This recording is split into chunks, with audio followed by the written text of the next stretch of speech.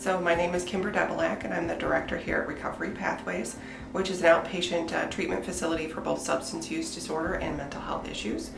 And I do it because I love it. I also do it because I have a passion for this, and I believe that people need second chances, and lots of us just need assistance along the way of life's journey, which is never exactly how we predict it to be. And so what we aim to do here is to try to help people learn the skills, enable them to reunite with families and sort of recover at their own pace and return to society a healthier individual. And we do it because we can see change. And one of the things we believe is it's about progress, not perfection, and we all have different paces along the way. So we want to support everybody's progress as they work towards a healthier lifestyle for themselves. So I think when we talk about the opiate epidemic, everyone thinks that it's someplace else and it's someone else. And I would encourage you all to think that substance use, especially opiates, looks just like you and me in the mirror. It is everybody affected by this. It affects families, it affects teens, it affects grandmas and grandpas. It looks really normal, but it's so much more prevalent than we think. And I believe some of the statistics say that if you got a family of 4, at least 1 out of the 4 of you is going to be affected. So if you think about that, just at your dinner table, there's someone that's going to struggle with this at some point in their life. So I think that we need to destigmatize it. We need to acknowledge that it exists. We need to talk about it freely and openly and honestly. We need to say that there are some things that must change. I always am a believer that this is not a one-path problem, so it's a community problem, it's a family problem, it's not just an individual issue, so it's going to take all of those other people to help with the response to it. So I think definitely a conversation has to happen. We have to acknowledge that it exists. It's right here in front of you, and you have to be brave enough to talk about it. You have to be brave enough to confront it. And only if we can do that can we actually make some changes. We can't pretend it doesn't exist. I also think there's different perception from when I grew up about substance use and how some of that is endorsed these days, and it's romanticized, and it's on television, and it's YouTube, and it's all of those places that you can see it being a part of a different culture, a different lifestyle that we have to alter reality.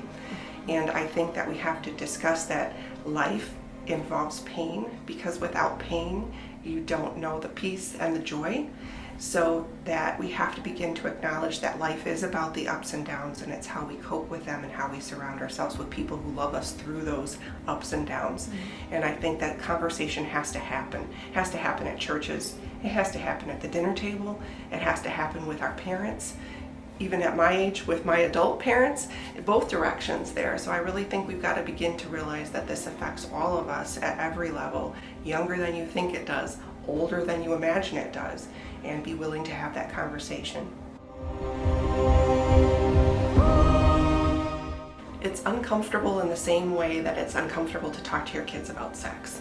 It's an awkward conversation to have, but somehow as parents, we've all gone through the birds and bees conversation, so we have to figure out what's the uncomfortable thing in ourselves that we don't want to talk about it. And I guess there's a phrase, caring enough to confront. If you care enough to confront, then you'll be willing to have that awkward conversation. Once we've acknowledged it, then we have to do something about it. It's sort of one of those things, if you don't participate in the solution, then you become part of the problem.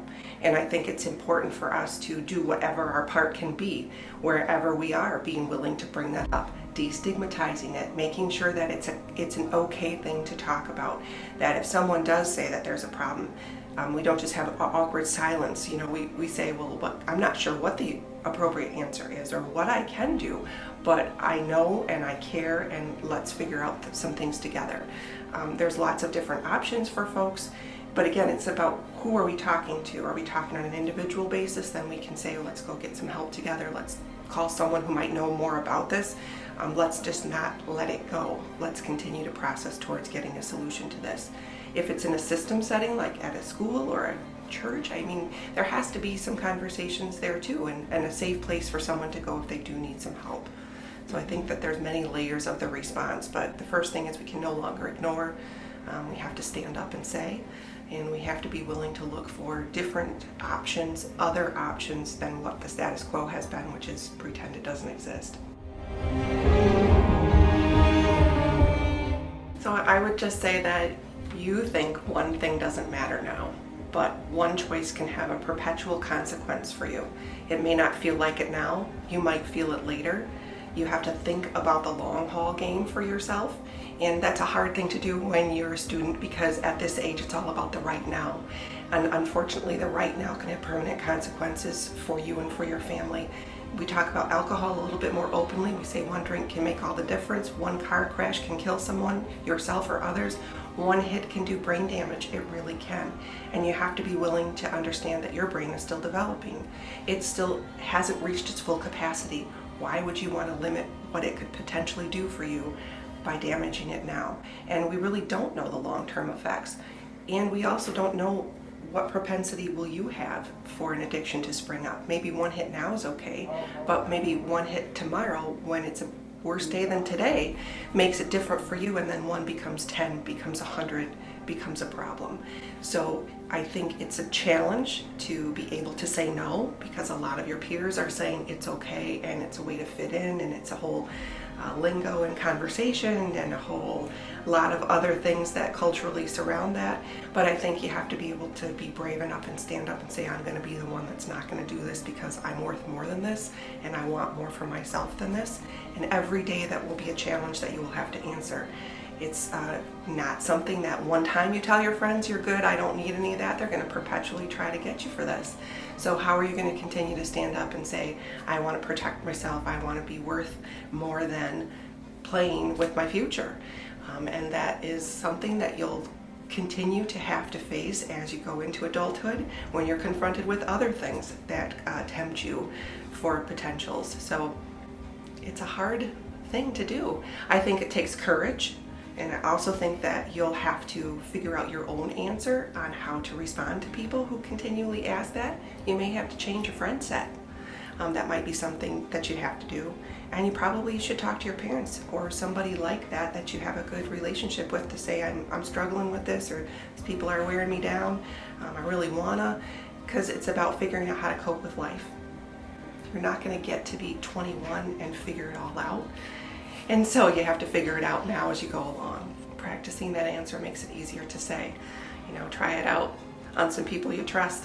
Say it again and again, and the more you say it, the more confidence behind it, the more you believe it yourself as well.